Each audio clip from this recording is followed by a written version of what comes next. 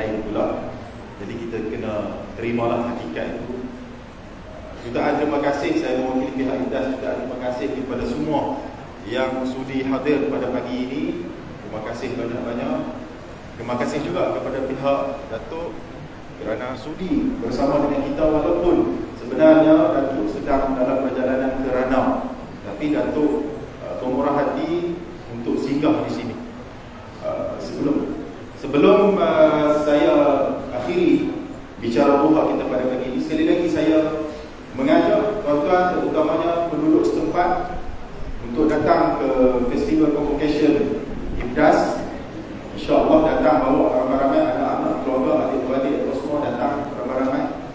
Dan sebelum kita akhiri majlis, saya nak minta Fadil Datuk untuk bacakan doa. Bismillahirrahmanirrahim. Alhamdulillahirabbil alamin wassalatu wassalamu ala Rasulillah wa ala alihi wa ashabihi ajma'in. Allahumma inna naj'aluka fi nuhuri a'daina wa na'udzubika min syururihim. Allahumma badid syamlahum wa farriq jam'ahum wa shattit kalimatahum wa zalzal aqdamahum wa sallit 'alaihim qalban min kilabik ya qahhar jabbar ya muntaqim. Allahumma ya munzil al-kitab wa ya mujri as-sahab wa ya hazim al-ahzab ihzimhum wansurna 'alaihim. Rabbana ighfir lana dhunubana wa liwalidina warhamhuma kama rabbayana shaghira. Rabbana atina fid dunya hasanah wa fil akhirati hasanah wa qina azaban nar. Wa sallallahu ala sayidina Muhammad wa ala alihi wa ashabihi ajma'in. Walhamdulillahi rabbil alamin. Amin amin ya rabbal alamin. Saya minta maaf sepanjang mengacarkan majlis ada kekurangan. InsyaAllah kita boleh bertemu di hari. Aku qawli hadza wa astaghfirullah al-azim li wa lakum. Wassalamualaikum warahmatullahi wabarakatuh. Waalaikumsalam warahmatullahi wabarakatuh.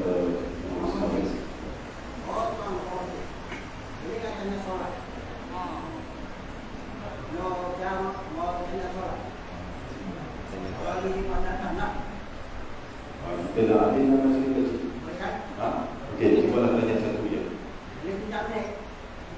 Tak apa, saya dengar. Dengar, Datuk dengar. Boleh Datuk dengar. Saya dengar.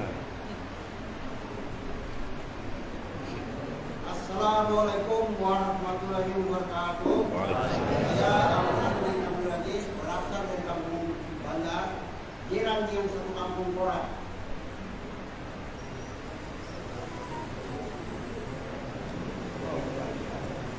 Di sini saya ingin menunjukkan dua persoalan kepada kita punya tuan bersama pada pagi ini. Soalan saya bertanya yang pertama, apakah tafsiran atau tarif sebenar merdeka dari sudut syariat Islam? Adakah bebas dari belenggu penjajah atau adakah bebas dari belenggu syaitan? Jadi saya minta di sini Tuan pencermat tolong dijelaskan. Masalah saya yang terakhir, setelah lebih 60 tahun negara Malaysia merdeka dan setiap tahun negara kita menyambut ulang tahun kemerdekaan ini, namun budaya penjajah masih membelenggu jiwa golongan muda-mudi. Apakah penyebab kegagalan ini? Apakah peranan golongan agamawan agar merdeka itu dapat diterjemah mengikut kehendak Allah Subhanahu wa taala? Sekian dan terima kasih. Assalamualaikum warahmatullahi wabarakatuh. Soalan ni panjangnya, soalannya bagus, jawabannya pendek. Baik, tuan-tuan yang saya hormati, apa makna kemerdekaan sebenarnya? Adakah kemerdekaan keluar daripada belenggu penjajahan, belenggu syaitan? Dalam Quran disebutkan kepada kita, yang dikatakan manusia yang berjaya itu apa? Disebut berkali-kali dalam Quran. Qad aflaha man tazakka, qad aflaha man zakka, qad aflaha al-mu'minun dan sebagainya. Baik, sebenarnya bila kita mengikut Islam, bila kita mengikut Quran dan hadis, itu merdeka. Selagi mana kita tak ikut, iaitu belum merdeka. sama ada mereka penjajah atau mereka syaitan. Sebab sama je dulu. Betulkan balik fahaman kita. Penjajah datang ke negeri kita bukan nak cari rempah ratus. Mereka datang untuk mengembangkan agama mereka. Mana ada Bruno Fernandes makan rempah? Dah tengok Cristiano Ronaldo makan kari ala kapas. Dia orang Portugal. Bruno Fernandes, Cristiano Ronaldo orang daripada Portugal. Dan Portugis ini yang mula-mula menjajah Melaka. Alasan dia ialah mencari rempah ratus. Cuba tu tengok muka Cristiano. Dia makan apa? Tak, alasan rempah ratus hanya alasan untuk membenarkan penjajahan. Sebaliknya mereka datang menghancurkan apa juga monumen Islam yang terdapat di Melaka. Sebab itu akak-akak adik-adik pergi ke Melaka, tidak ada langsung sejarah kerajaan Islam yang ada di Melaka. Dia roboh sampai habis. Dia dirikan kota Musa dan benda-benda yang berkaitan dengan agama mereka. Dia berbeza dengan kalau mereka menjajah negara-negara yang bukan Islam. Kalau mereka menjajah negara yang tidak Islam, segala monumen kerajaan itu akan dikekalkan. Bangsa penjajah Europe ada 6. British, Spanyol, Portugis, Belanda, Perancis dan Itali. Ini adalah negara penjajah. Mereka membahagikan dunia ini. Engkau Perancis, engkau pergi jajah dekat Afrika, dekat Kemboja, dekat Laos, dekat Vietnam. Maka ini negara Indochina. Perancis perintah. Engkau Spanyol, engkau pergi ke Mexico, engkau pergi ke Amerika Selatan, engkau pergi ke Asia, engkau pergi ke Filipina. British, engkau pergi ke 100 buah negeri, termasuklah Tanah Melayu, termasuklah Sabah Sarawak, kau jajah negeri-negeri ini. Belanda, 16 negara mereka jajah, termasuklah salah sebuahnya ialah Indonesia. Kemudian datang negara Itali, kau pergi ke Eropah. Dan negara Arab diperintah oleh Perancis, diperintah oleh British, diperintah oleh negara-negara lain. 6 buah negara. Saya tak masukkan Jepun, saya tak masukkan negara-negara Asia.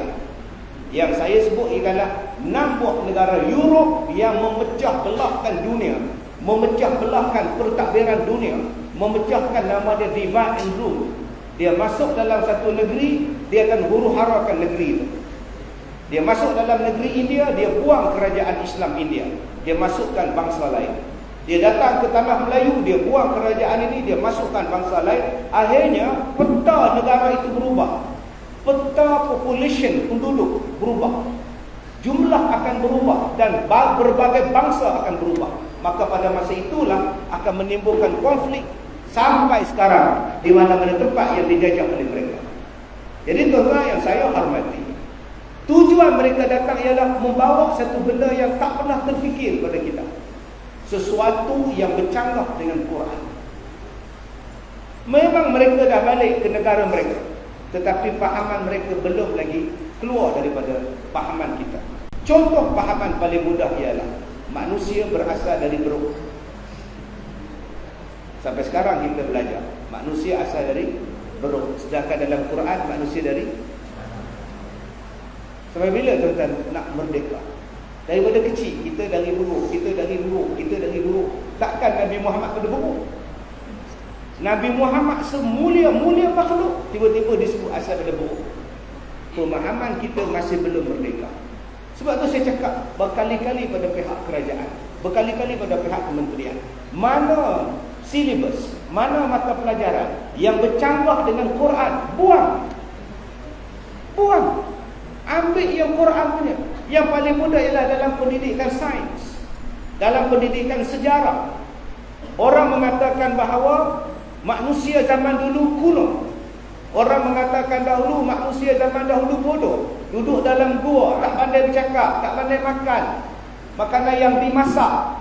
Sedangkan di dalam Al-Quran ada 114 ayat yang menerangkan bahawa umat zaman dahulu lagi moden daripada kita.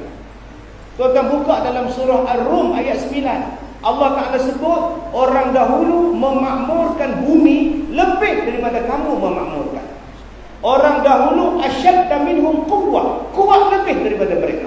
Orang dulu lagi kuat daripada kita. Balik buka dalam Quran suratul Nahl, suratul Anfal, yang paling jelas Allah Ta'ala sebut orang dahulu lagi moden daripada kita. Surah Ar-Rum ayat 9. Kita bayangkan, hari ni orang jumpa yang Allah cakap. Orang buka dalam gua, orang buka dalam batu, orang buka dalam tanah, orang jumpa gambar, orang jumpa satu gambar, orang main Facebook, main iPad, MacBook,